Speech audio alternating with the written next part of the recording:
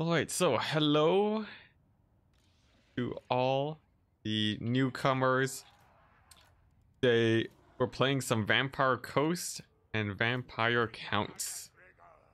Now, don't be too worried about Coast, since we will be mostly rushing with them. Testing out the new Depth Guard polearms, which I have quite enjoyed as of late. Our opponent for this battle is going with Norska, which is a bad matchup for them usually.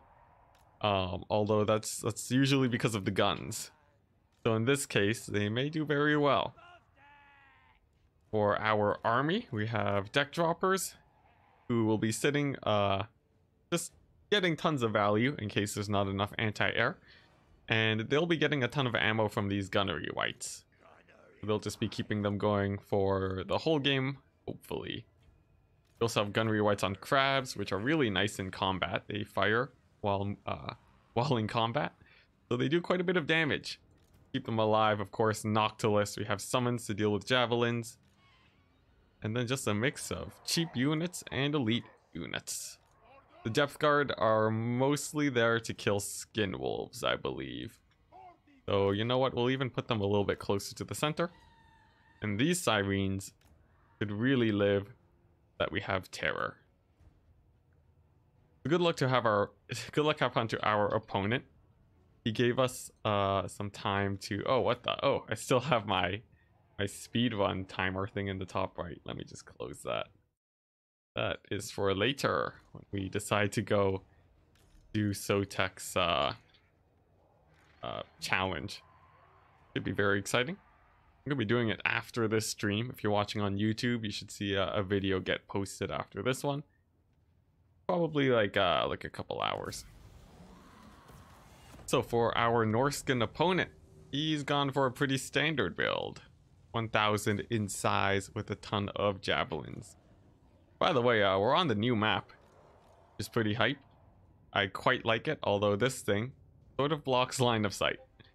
So I'm not sure how that plays out. Let's see, there's some hills over here that could probably maybe be abused. And just run to it at the start of the game and use it as terrain. So I'm not sure if this map will be extremely competitive, but it's fine. Let's see. Oh, nice. Fimir, Balefiend of Fire, and Wulfric the Wanderer on a horse. So that's a little bit non-standard. I think usually see him on a mammoth, but I guess he doesn't want him to get sniped out. Lucky for us though, these gunnery wights are very accurate, and they'll probably be able to snipe them out anyways. I also forgot we have these bat hand gunners, which can, you know what, they can just fly up and do tons of damage right now. There are no horsemen here, so there's nothing stopping us from using up all of our ammo here. Let's see, we can kill the Marauder Berserkers. And yeah, that's what we're gonna do. This would usually be a waste of ammo, but like we've said earlier, we have double gunnery wight. Nice. Wulfric also stopped moving. This is a nice opportunity to maybe get some shots in on him.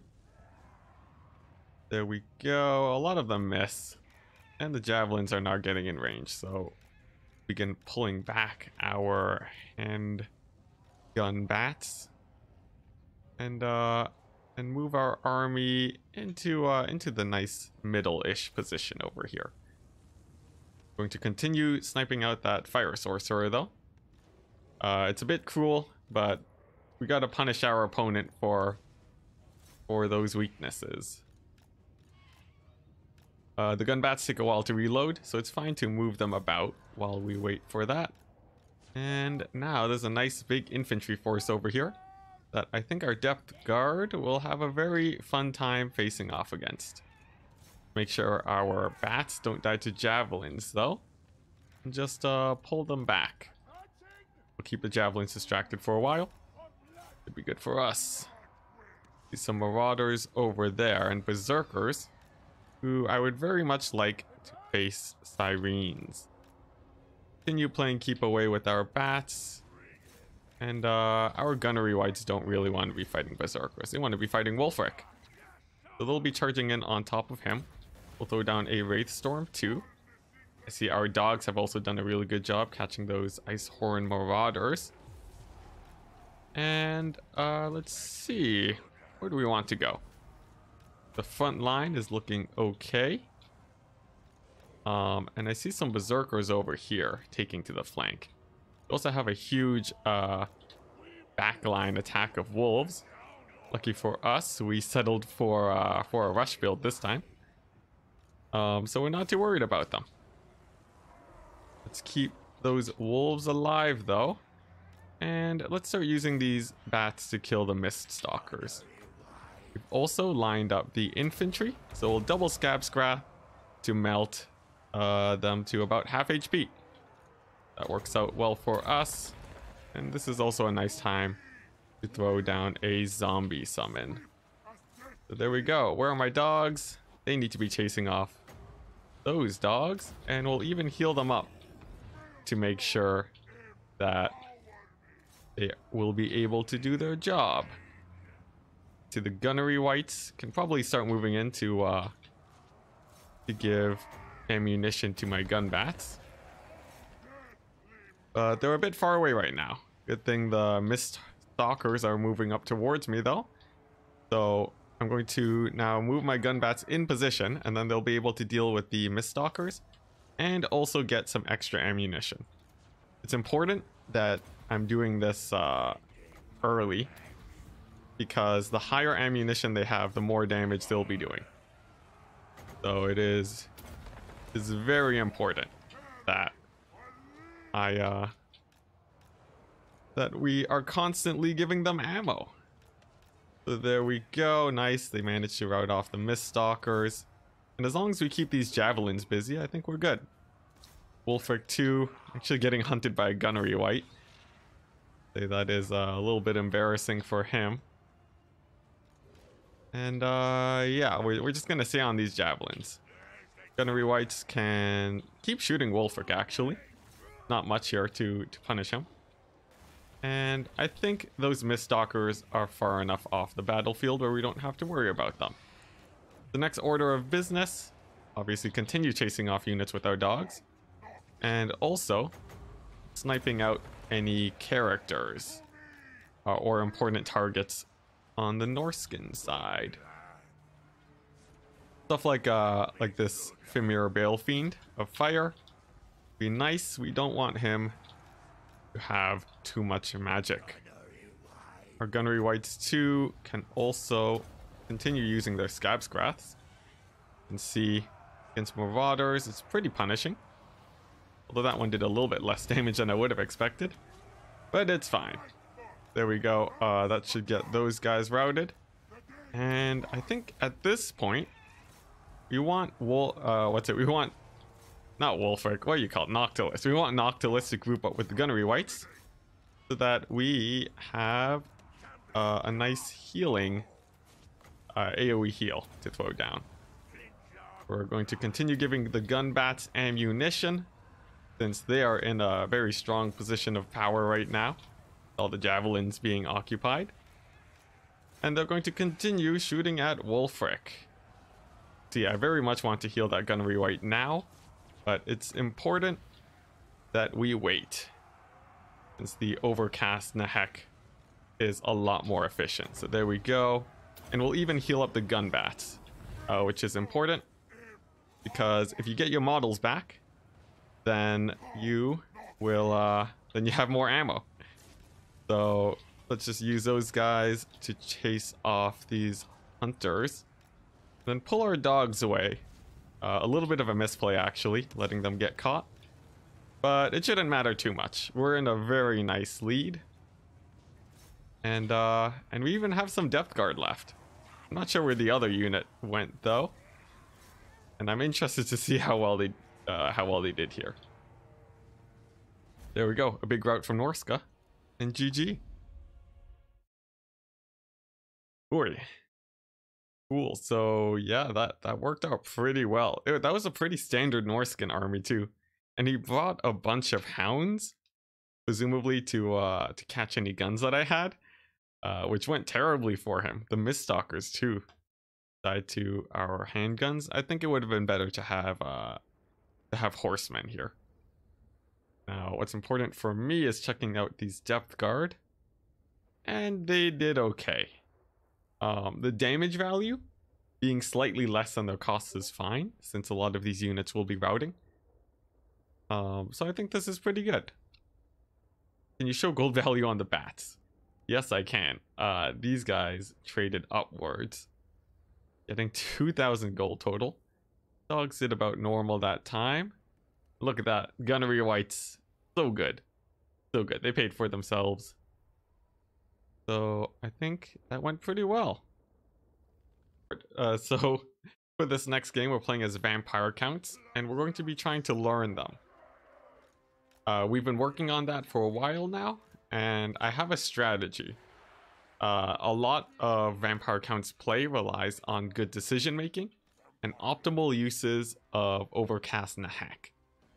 So we're going to be focusing on that. And to make that as easy as possible, we're going to be starting with very few special units. So for this build, we really only have to worry about our Blood Knights, the Claw of Nagash, and our Lord. More complicated vampire counts builds will have stuff like a Vargulf. It might have different types of cavalry, dogs. It can get really complicated and hard to manage. And trying to figure out where all those units are supposed to go is a bit overwhelming. So we're going to start simple and work our way up. Hopefully by the end of the stream, we can start mixing in something like a Vargulf without getting it killed instantly. So yeah, and yeah, just to keep it simple, it's a lot of cheap units that we're not worried about dying. We only have to worry about these 5 guys. Should be fine. Altar of Ultimate Darkness is trash. Yep. Yeah. I think I remember hearing about that one. Although, maybe I'm mistaken. Might be a different map. Anyways. The first map in the, in the roster, the one that's just a giant hill, that one is terrible. I think that one might be Altar of Ultimate Darkness. Also, hello, Fermion, or Boson. Nice. I'm not sure I've seen you before, but welcome. Let's see, Teddy. Why is that X? I was just glad they took down the forest statue on the Sigmar map. Oh, but it's so small now. I love the old statue. Old statue is great. Like, the aesthetic of the map used to be great, but yeah, I guess it is better now. We'll start up. Our opponent's taking a while to set up his 500 troop army. Let's see. The first snow mountain is Altar of Ultimate Darkness. Oh, jeez, yeah. I think out of all the maps, that is probably the worst symmetrical map. By far. Heretic succeeded with the statue. Oh no. Is our opponent here? What's going on? There we go. Jeez, that took a while. Like, this is not a big army to set up, but yeah, for our opponent, nice, he has gone for the double Zote strat with Ariel and Durthu. So a ton of healing, which will be going on Durthu and the Blade Singers, probably. The Blade Singers will do a lot of damage to my infantry, so I'll want to keep a Black Knight unit. What's it? I want to keep a Black Knight unit in reserve, probably. Just to make sure that it doesn't, we want to keep a Black Knight unit in reserve to make sure that we can charge those Blade Singers. By the way, can anyone hear that music in the background? I hope not. Spent a lot of money on this microphone so that you wouldn't. Now let's see. If you can't hear it, I'll probably just finagle some settings in the future. Hey, that's sick. The microphone works. I didn't get ripped off. Let's see. Oh, great. Now chat's just filled with nopes. Alright, but if I sound distracted, it's because I'm listening to, like, I'm hearing carnival music in the background. Someone's trying to, like, change the ringtone, and it's super duper distracting. But anyways, all that out of the way, we finally made it to the Wood Elf front line. It took us a while, but we got there. And our are there no range units? There aren't. So that means that our bats have free reign to chase off anything that shows up. Some dryads are moving in, and we'll slow them down with zombies. Our knights can begin the cycle charging. And, yep, that's the plan. You know what, actually? I think there's an opportunity here to kill off some Zotes, too. So, what we're going to do, we're going to get our bats in. We're going to get some zombies in. And then we're going to collapse in with our Blood Knights. Also going to move these Blood Knights and the Claw of Nagash. So that, things don't die there. We're going to push through the lag. And I think we just got a huge pick on some Zotes. That works out pretty well for us. Let's send in some more bats to slow them down. And yeah, this is gonna work out really well. What's it? Durthu's just chasing after my my Claw of Nagash. So as long as it's running, it's effectively killing Durthu. But now the game is back. Okay, nice. Jeez, what is with the sudden onset of lag? I hope it's not stream lag. Stream looks pretty stable. I guess it's just the connection between the two players. So Corpse Cart's gonna have to be on the run. But the thing about me is that I'm not taking damage on this guy.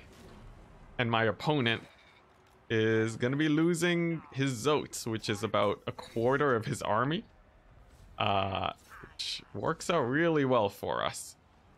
We can just stay right on top of them.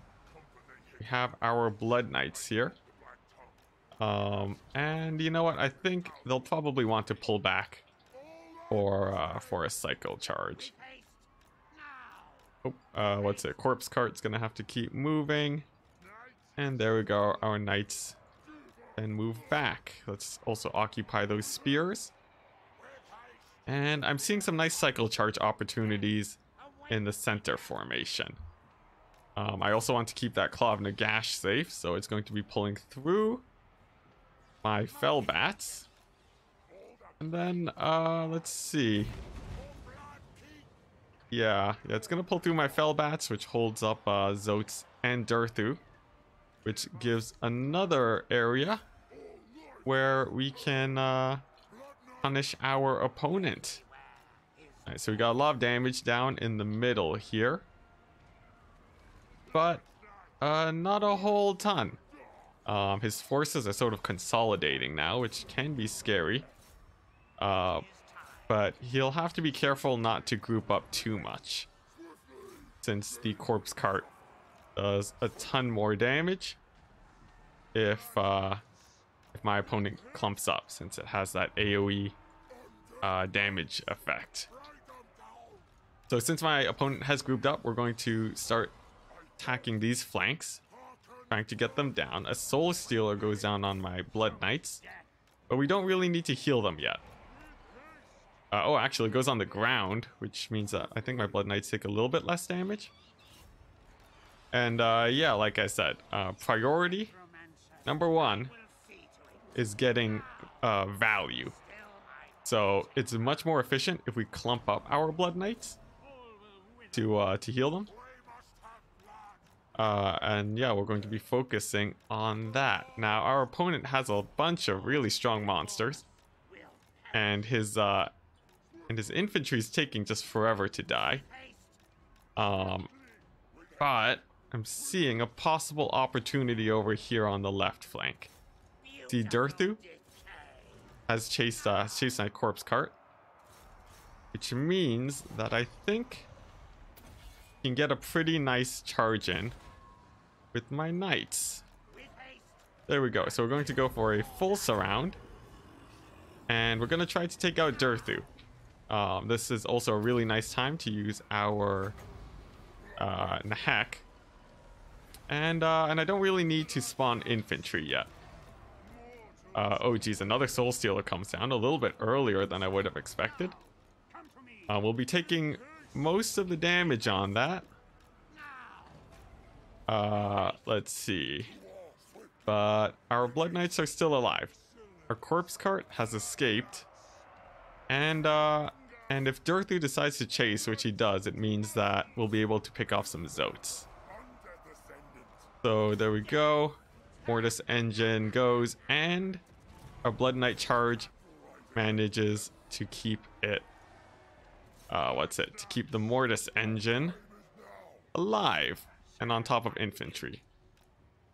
Our Blood Knights are taking damage though. You can throw down another and a heck to heal them up. And this game can get pretty sketchy now since we have run out of infantry. Let's see, there are some Zotes here which we want to kill off. And we're going to use our mana battery. See if we can get more winds of magic, because the more overcast in the hex would be very much appreciated. So there we go, there's another unit of Zotes running. And I think we should be fine at this point. It's just Ariel and Durthu. We still have our 3 Blood Knights. And our very efficient Hex have likely set us up to win this game. I think we were a little bit slow on the draw for killing the Zotes. But look at that. All of the important targets that I set out to protect at the beginning of the game are still alive. There were some scary situations. So I am happy that I decided to keep it simple with this build, because I can feel that my micro is already being strained and I'm not making the best decisions. But it looks like it's going to be good enough. So the next order here is to chase off as many Wood Elf units as we can. This is legal in tournament builds, and it lets us make sure that we reduce the forces as much as possible without taking any damage ourselves. Corpse Cart will continue chasing the Dryads. Durthu really has no chance of catching up to the Corpse Cart, I think. Yeah, he's much slower. So that works for us. And as soon as all those guys are off the field, we'll group them up, throw down another Overcast Nahek, and we should be set. We've done pretty well so far in the Winds of Magic department, because we haven't been using individual Naheks, which is usually a mistake that I make. So this should work out pretty well. Claw of Nagash is getting engaged on by Ariel. And I think we're just going to keep running away with it. So there we go. And since Ariel is far away, I think we can probably start cycle charging Durthu here. He has no support.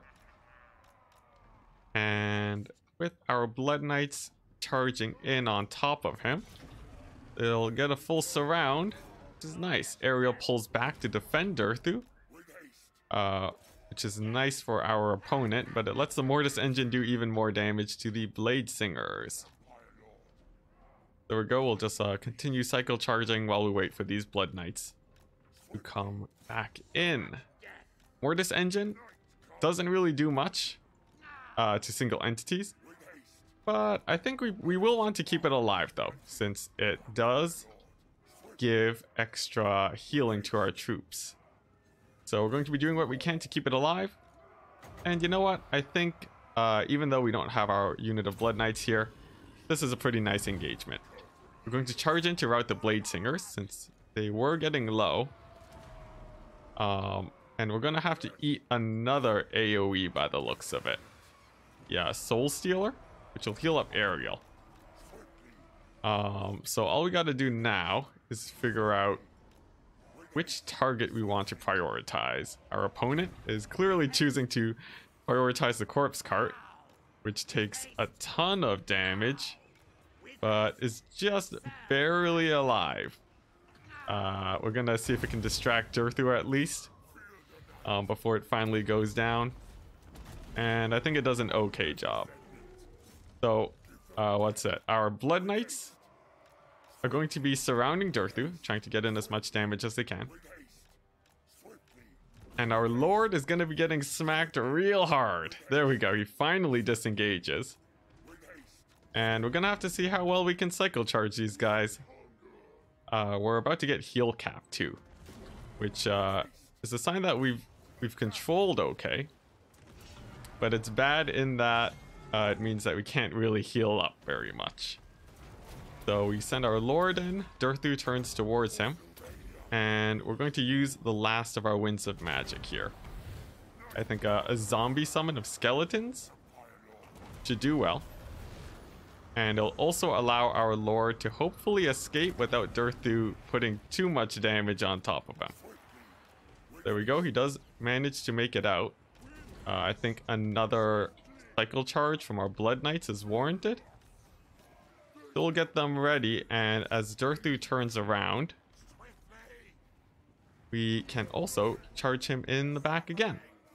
This is also a nice time to charge Ariel, and we're also going to be leaving some Blood Knights to recover some stamina.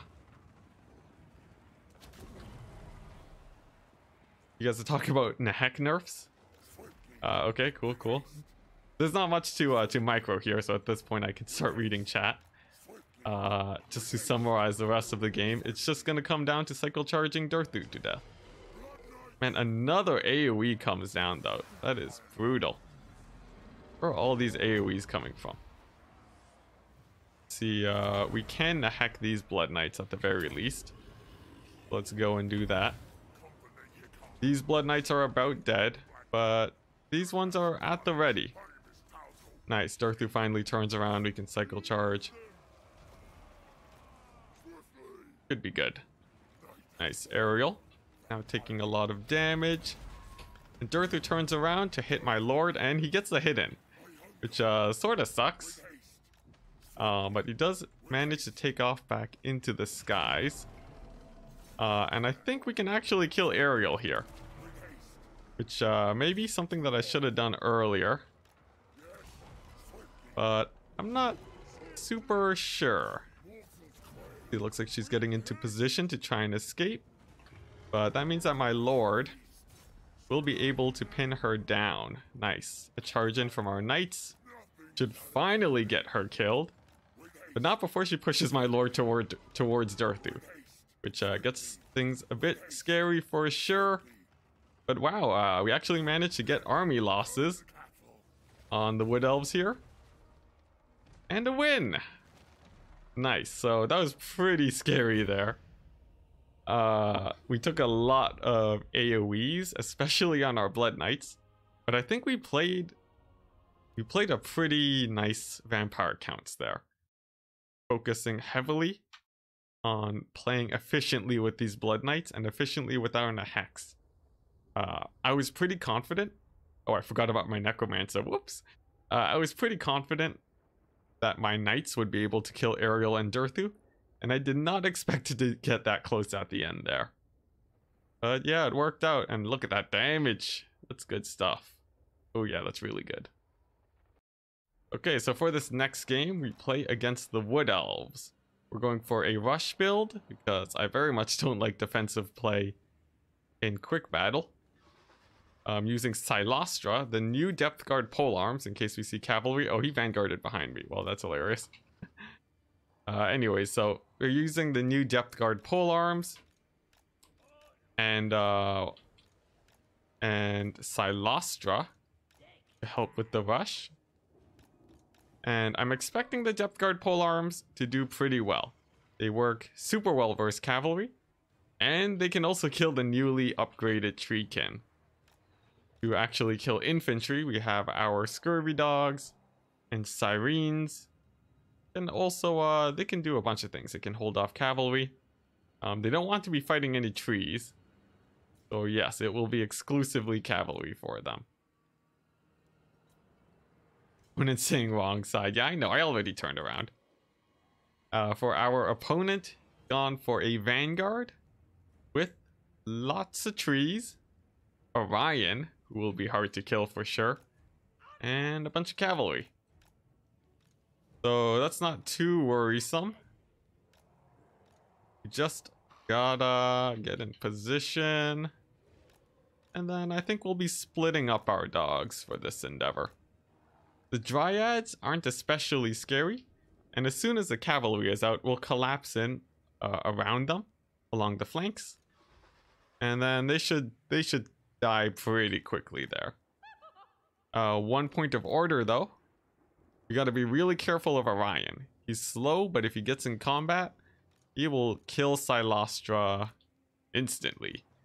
So we'll be very careful to make sure that doesn't happen.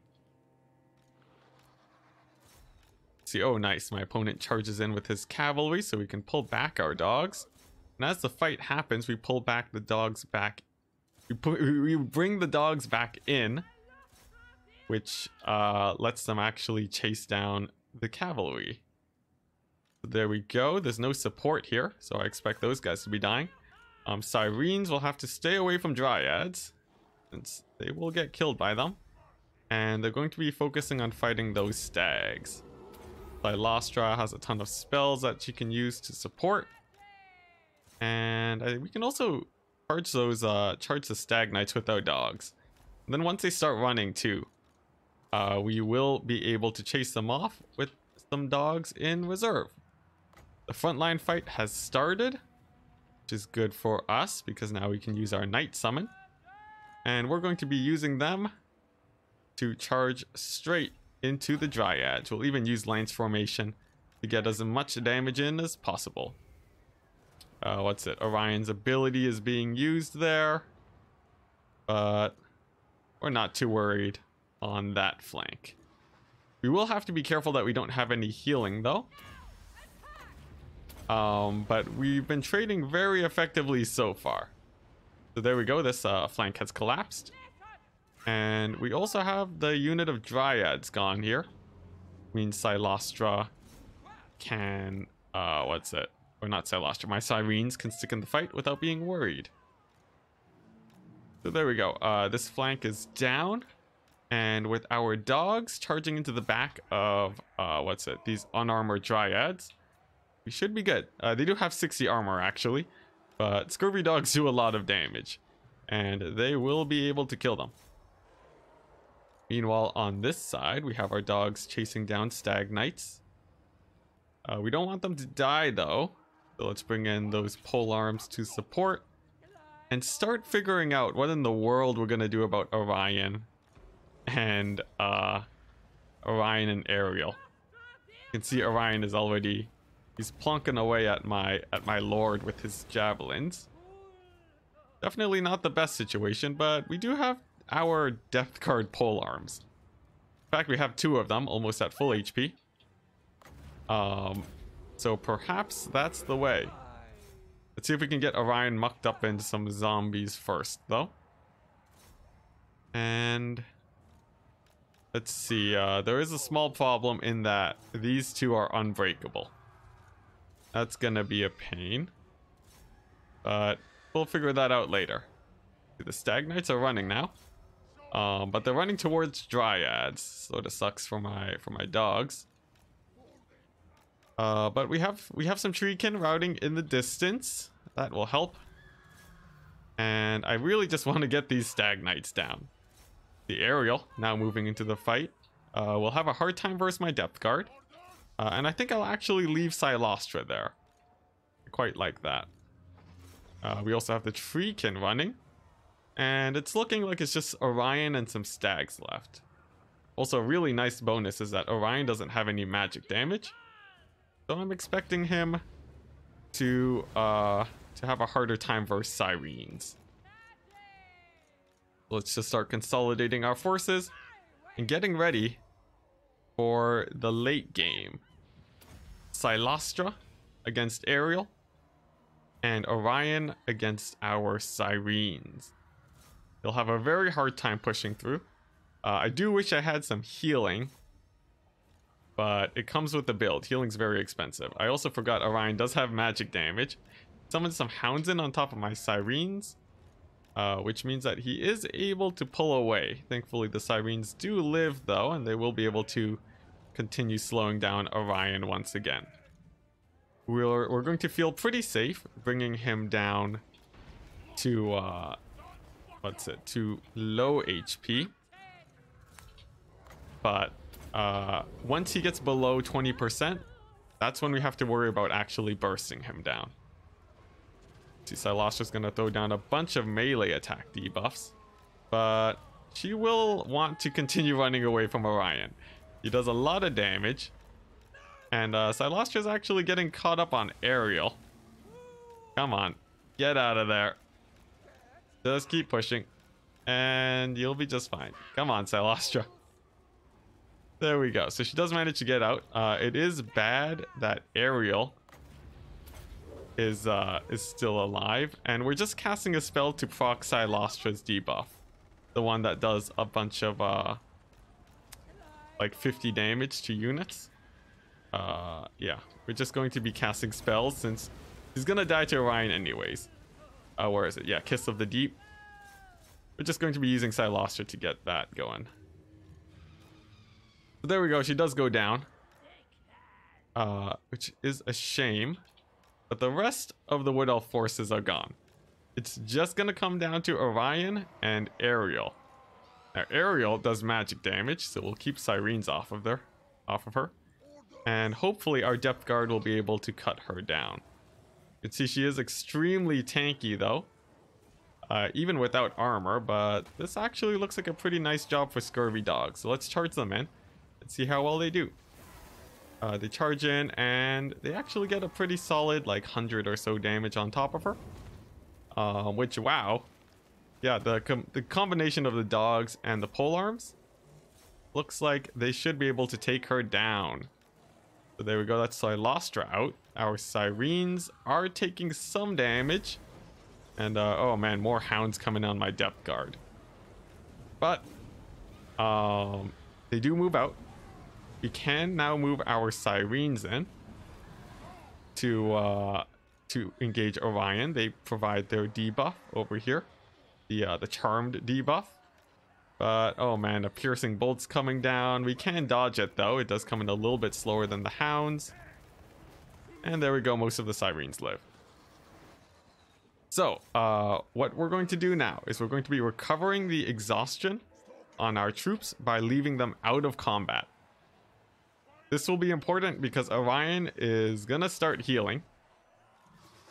And if he's healing, it means that our damage is less effective. So we want to burst him down with our damage. And to do that, we're going to wait until our vigor comes back up. So vigor, when it's low, gives you a really big debuff to your abilities. And you'll be doing a lot less damage in general. Oh man.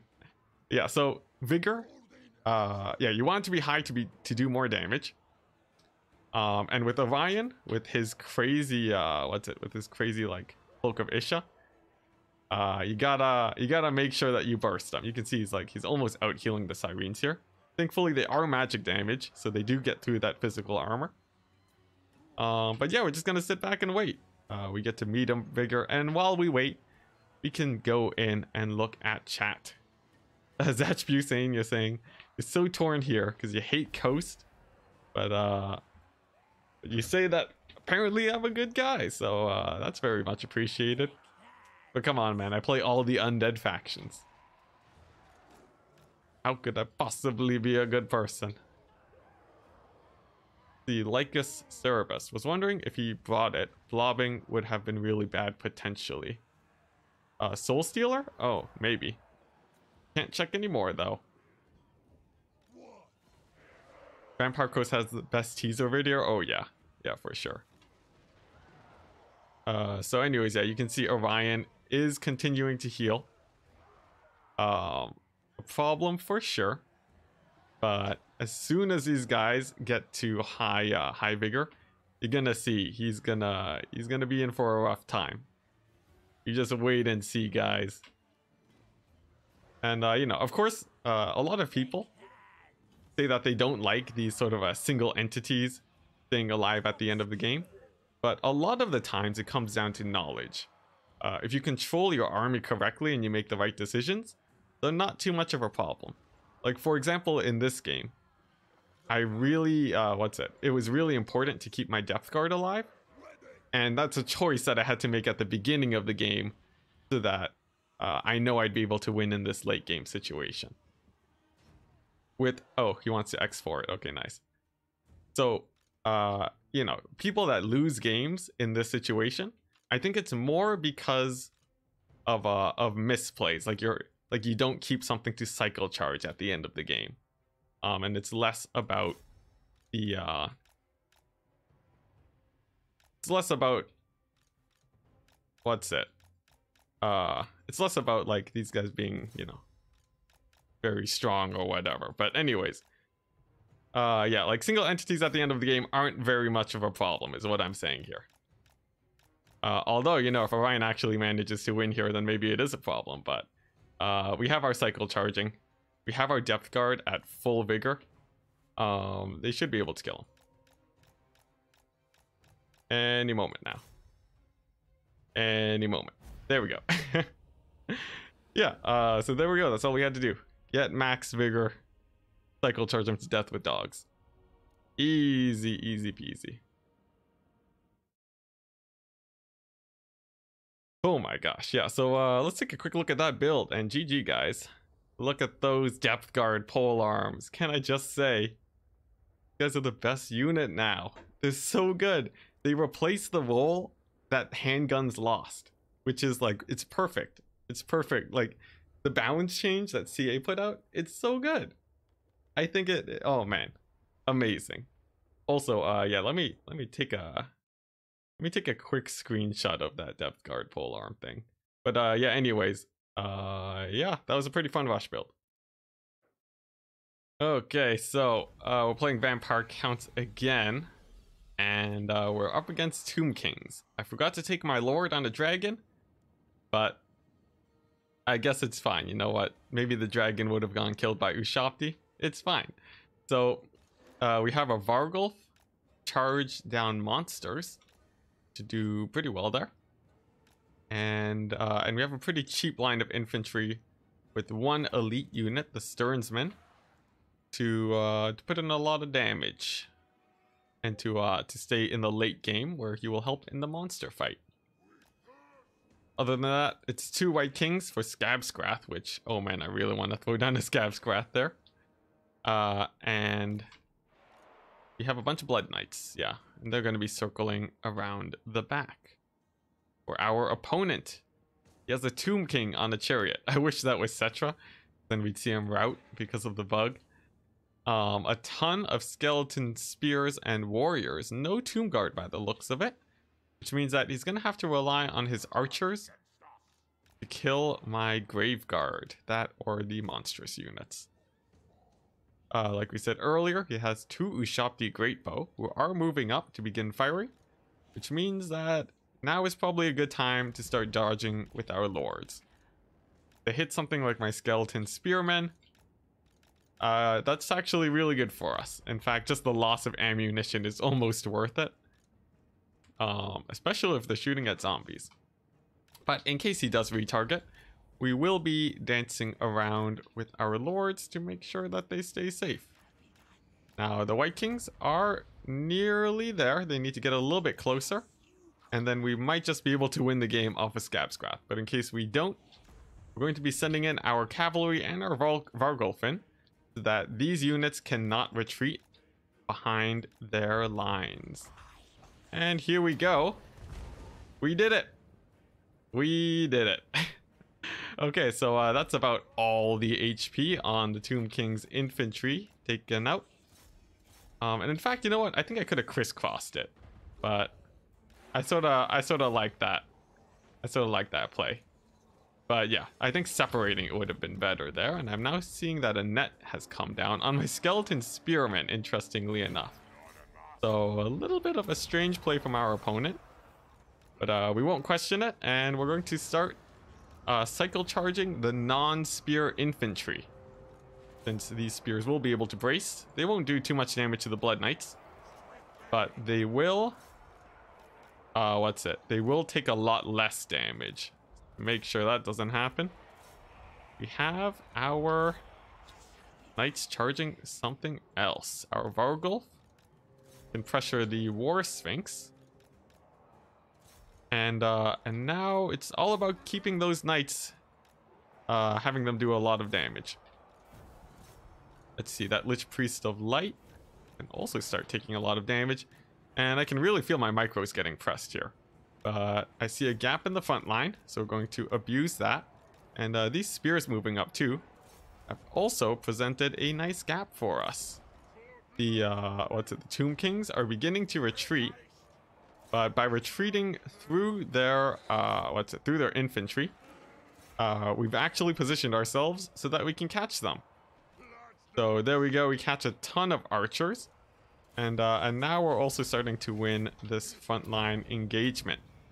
Tomb Prince 2 is in a rough time, and really we just have to make sure that we don't lose too many of these Blood Knights. So these guys can begin pulling back. These guys want to go shut down some Ushopti. And I'm keeping an eye out for wherever that Sphinx is. It's along the front line, which means that leaving our Blood Knights in the back line is probably fine. And instead we'll just be cycle charging to get in as much damage as possible instead.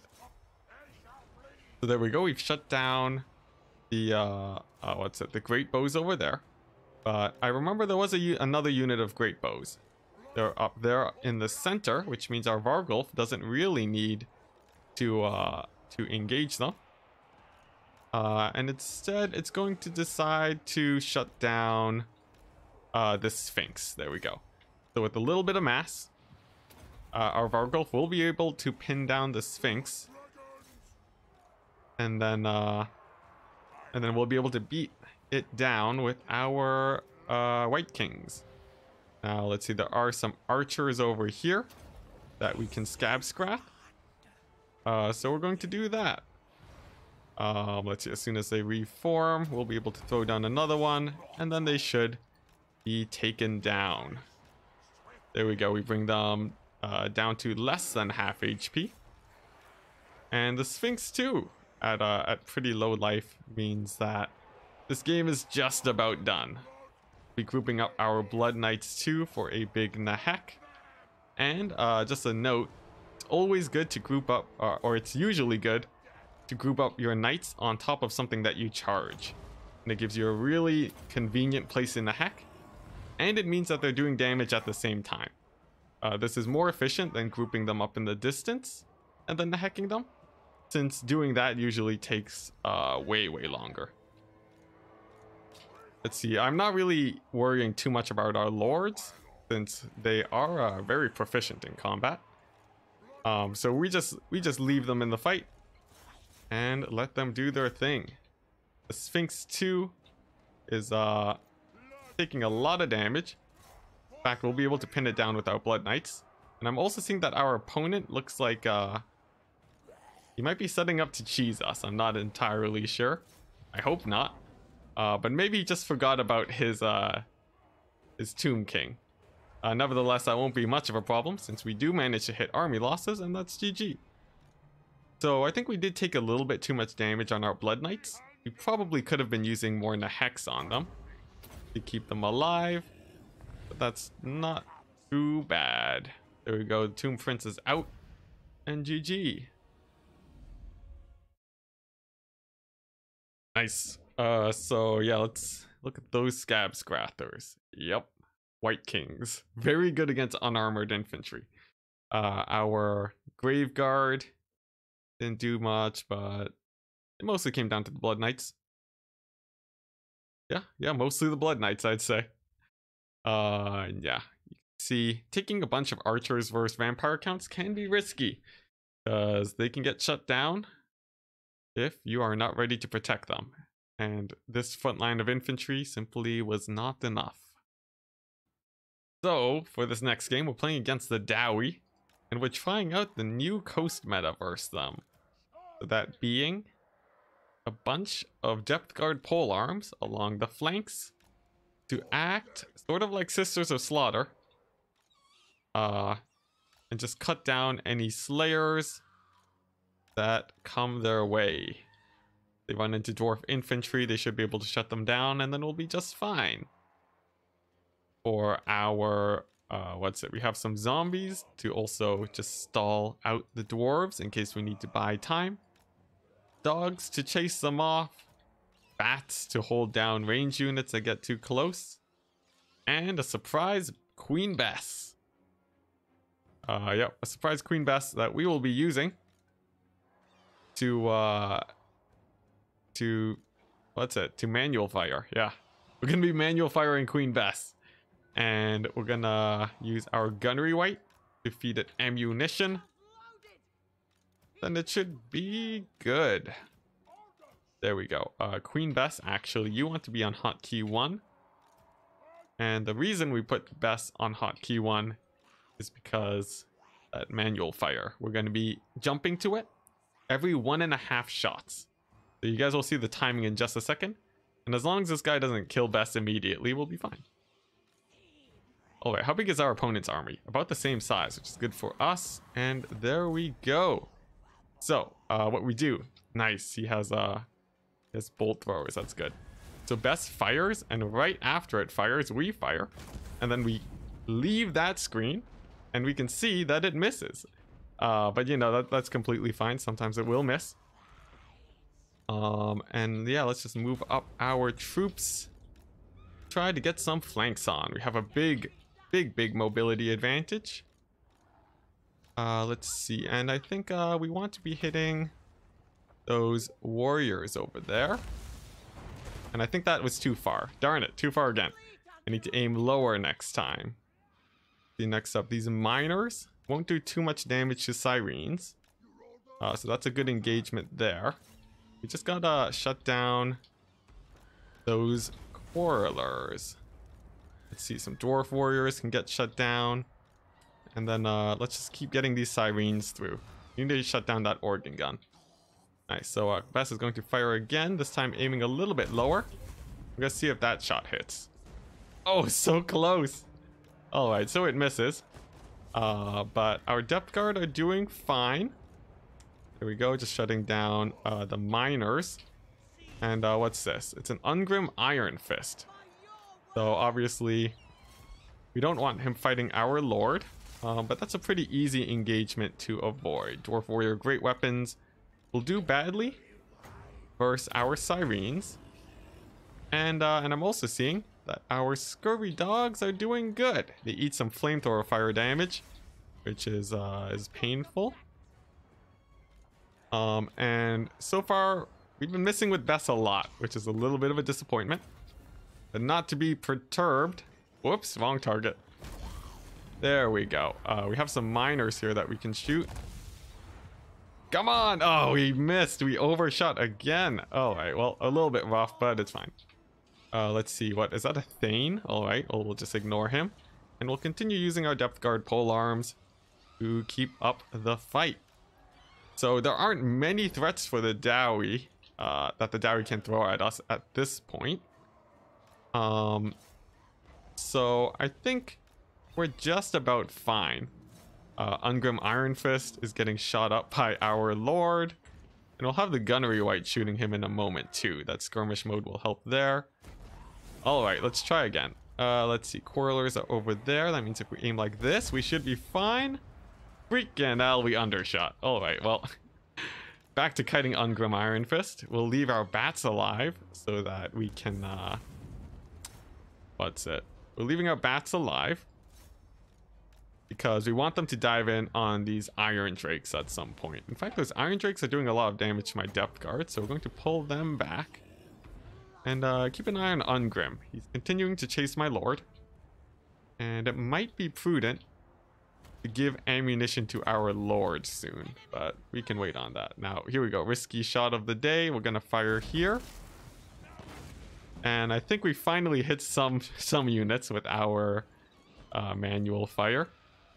So thank goodness for that. Now, Order of Business is just chasing off the dwarf units. This match is basically won. And I think he went a little bit too hard on the hero front. Ungrim Iron Fist 2 is in for a rough time. He's just going to get kited into oblivion. And it's all about engaging these Iron Drakes in a way that doesn't kill all my units. Which is definitely something that can happen easily if you're not careful. So we're just gonna play it very safe. Sirens don't take extra damage from fire, which is fine for them.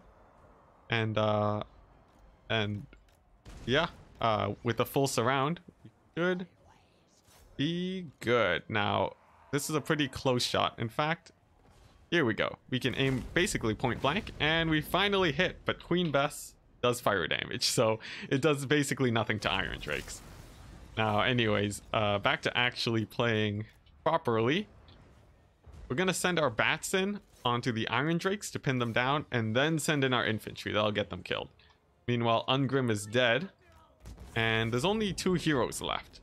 And with 2 more powders, we'll have more than enough ammunition to kill the dwarves. So our opponent leaves. GG. Now, dwarf builds definitely want a lot of slayers. Nice. That was just all miners, wasn't it? Disappointment. Anyways, yeah. You want more slayers. You also don't really want Ungrim Iron Fist. And probably a lot more quarrelers. You can see he did have the 1 ranger, but it couldn't really do much to do anything here. Well did Queen Bess do? It almost paid for itself. What actually paid for itself here? I'm not sure. Alright, well, whatever. GG. So for this next game, due to a viewer request, we have opted to go for the best lord in the Vampire Counts roster, Helman Gorst, on his mount. Yep, there we go. We brought Wind of Death in case it gives us a free win. And you know, some more typical stuff. So Stern's Men, we have Blood Knights to cycle charge the scary big monsters of Chaos who we will be facing. And we're gonna see if our 3 carts will be able to win it for us. It will really come down to how well our opponent manages to take them out, but if they don't, it could be an easy win. Defend them, we have Crypt Horrors, and to defend from the skies, we have Fellbats to stall for a little bit of time, if possible. So there you go, there's our build. Good luck, have fun to our opponent. See what they decide to bring. Looks like a pretty small army, counting up to 655. Means we might even see Chosen, but I would more likely expect something like Shaggoths, or even maybe yeah, we could get Archaon. Even Aspiring Champions, which would be reducing the army size there, and would be a very interesting pick. They did get buffed recently, getting quite a bit of HP. So maybe they'll be good. Instead of checkerboard, a straight line seems better for Winds of Death bait. Would you agree? I would agree it's better for Winds of Death bait, but I'm worried that our opponent is going to use Burning Head and kill all of our troops. So instead, I'm going to position my army opportunistically. So for example, if I see that a Winds of Death setup could happen, I just alt and left click drag to bring these guys together, and then we have our line. That way we'll be ready to use our wind spell, and our opponent will hopefully be a little bit slower on the draw. So this gives me a little bit more control there, but if we miss micro, it will screw up my Winds of Death a tiny bit. I lose 2 units instead of 3. We're talking about Burning Head? Broke? Whatever. So let's get into the game and see what our opponent has in store. So right now we're seeing no units on the horizon. The hill is obscuring most of his army. Maybe he is in the forest though, at least partially by the looks of it. And we're seeing some Dragon Ogres, some Chaos Warriors, and some Chaos Marauders. Other than that, ooh, the nice newly buffed Chaos Warrior Halberds, and some Marauder Throwing Axes. Could be a little bit scary there. We'll have to keep them away with the Chillgeists. But for now, I think what we want to do, just get in a little bit of free damage. We can, we have some cycle charges set up. And with only 2 Dragon Ogres, probably doesn't have enough to defend against all of our cavalry. Some halberds are moving up too, but they're not braced. So they take a big charge, take a couple 100 points of damage there without our knights taking much at all. Archaon the Ever-Chosen, is he on foot? No, he's on his mount. Can be pretty scary there. And let's see, Dragon Ogres are moving up, but this is why we take the Chillgeist. You can see they will just wreck Marauder Horsemen. Speaking of things getting wrecked, these Dragon Ogres do not want to take a full charge in from Blood Knights.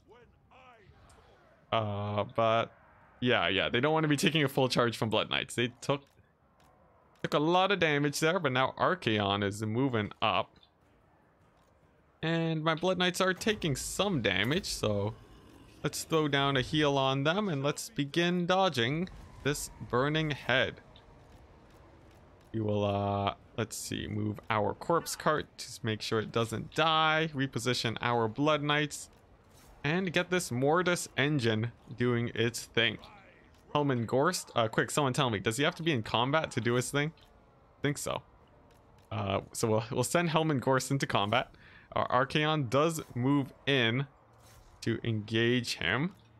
It's a bit scary, but he can waddle away ever so slowly. And whoever told me about the crypt horrors, good call, very good call. Let's see, we have some normal Dragon Ogres here too, which is interesting. And I think they'll probably just we'll probably be able to kill them with the power of a Blood Knight charge in the back with some support of the Chillgeists.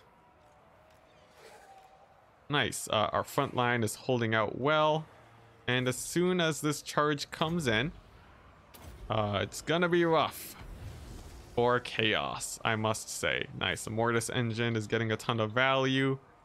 Gorst continues to live. And you know what? Let's just throw a Wind of Death down here. Why not? See, a Burning Head goes on my Chillgeist, doing quite a bit of damage. Let's pull them back. And we definitely... they're dead. So, rip Chillgeist. A little bit of miss micro there. The Wind of Death hits the Chaos Warriors for some damage, but not a whole ton. A little bit disappointing there. But hey, we have our Mortis engine in the fight. And all of the major single entity killers are dead. So that works out pretty well. Now, now that we've actually established a lead, we can begin figuring out what in the world Gorst does. What's this? He restores HP and it's only active in melee. So he wants to be in the fight. He's going to move in over here to help out the Mortis engine. And we'll see if that is any use at all. You know what? Let's get the whole squad there. And then we're gonna grind down these Chaos Warriors. Power of magic. See, these halberds can get chased off. And we can begin killing the Dragon Ogres. The Mortis engine is taking some damage from these Marauder Horsemen, but it looks like there's only one unit left of them. And we can even use our Skeleton Spearmen to begin chasing them away. The Archaon is moving in towards Gorst, which could be a bit of a scary situation. But if you look at his stats, he does 300 damage. So it's not like he's a terrible fighter, right? So we're going to bring him in, send him towards Archaon, and then we'll see how well he does. Let's move back this corpse cart though with Balefire, since Archaon is doing a lot of damage there. And then bring in our Blood Knights to hopefully close out this game. So Gorst, you can see, getting in a few hits there. Will definitely be paying for himself as soon as this game is done. And I think we're good. You know what, even if Gorst does die to Archaon, we just have a commanding lead. Worst case, we can even use Awakening of the Grave to what's it? You can use Awakening of the Grave to summon a what is it? What are they called? A White King, yes, to help kill Archaon here. Because otherwise, I really only have my Blood Knights to kill him, which are probably enough, let's be honest. Now let's see, Gorse. He's gonna continue chasing Archaon. Yep, you get that damage in. He's gonna cause some damage to himself and buff the leadership of my troops, a very important stat for undead. And there, yo, I think we just about won it. Oh man, the healing from all the corpse cards too, you can see it actually healed up my Blood Knights quite a bit. So honestly, it worked out pretty well. Horse is supposed to cycle charge. Oh yes, my bad. Yes. Oh man, okay, so yep, Mortis Engine did good. Hey, look at that, 800 damage value? Come on. That's actually not bad. Good for him. 23 kills. But the damage value, he actually hit Archaon a few times, I think. Gorse Mobile. Oh my gosh. Let's see. Yeah, these guys killed Dragon Ogres. And you can see they got silver chevrons. That is insane. My Chillgeists, I think this was really bad though. I shouldn't have let my Chillgeists die.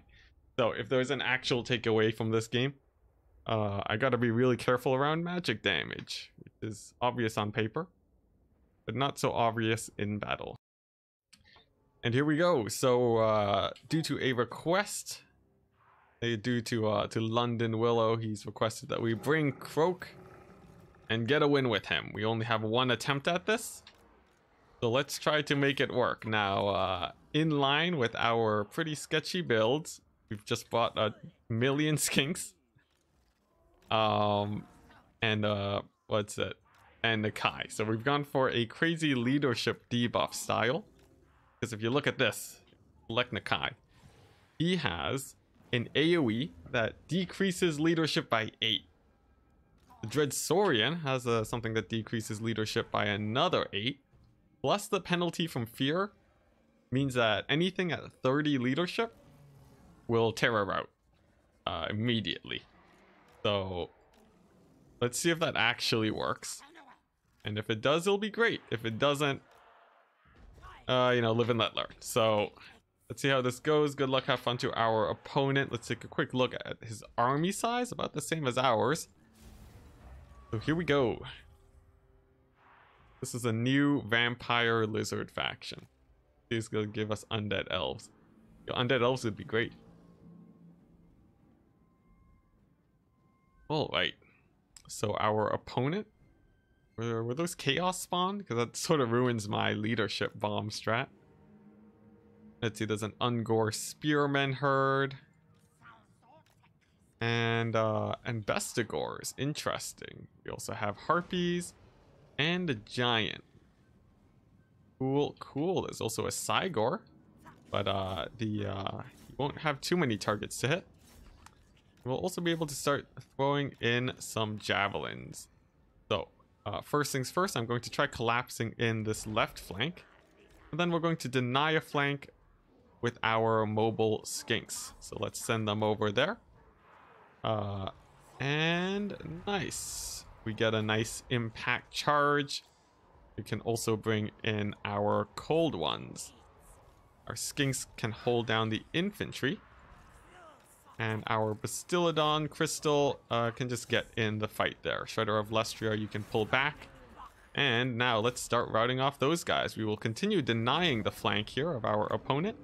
We can also throw down a huge buff to our troops here. Now we've lucked out in that our opponent doesn't have a lot of ranged troops, which is nice. We're going to continue kiting back. Some of our skinks are getting caught up by dogs. A little bit of a problem, but we're chasing off Bestigor herd now. Our Bastiladon Revivification Crystal can move back while the Shredder of Lustria moves in.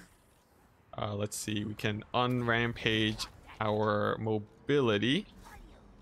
And we are losing some skinks in the back, but our frontline fight is going okay.